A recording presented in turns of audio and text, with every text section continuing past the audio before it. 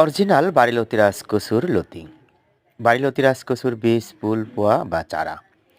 লতি কচু চাষ। প্রিয় দর্শক, যে যেখানে আছেন আশা করি ভালো আছেন, সুস্থ আছেন। আপনাদের সুস্থতা কামনা করে আমি মোহাম্মদ আসাদ আলী, গ্রাম তালসু, পোস্ট এবং থানা বড়াইগ্রাম, জেলা নাটোর হাজির হয়েছি। দেখতে পাচ্ছেন বাড়িলতি রাজকসুর ক্ষেত। লতি সংগ্রহ করা হয়েছে জমি থেকে বাজারজাত করানোর জন্য।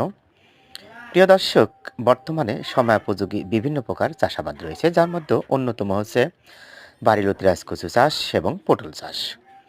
প্রিয় দর্শক, আমরা যদি বহির্বিশ্বের দিকে তাকাই তাহলে দেখতে পাবো তাদের কৃষিক্ষেত্রে আধুনিকায়নের ছোঁয়া লেগেছে।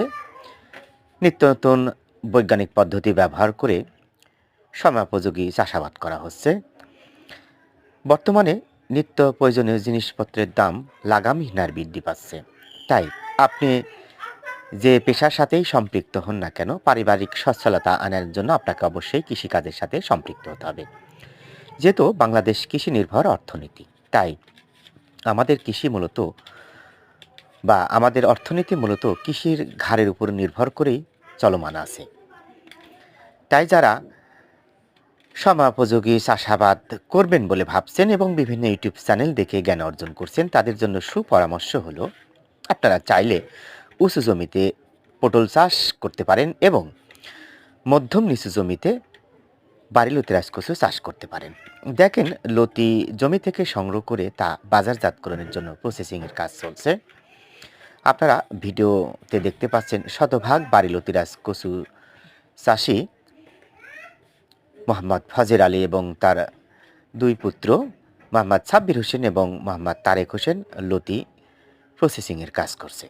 প্রিয় দর্শক, আপনারা কৃষিকাজকে অসম্মানের চোখে দেখবেন না। একমাত্র কৃষির মাধ্যমেই হালাল উপার্জন করা সম্ভব।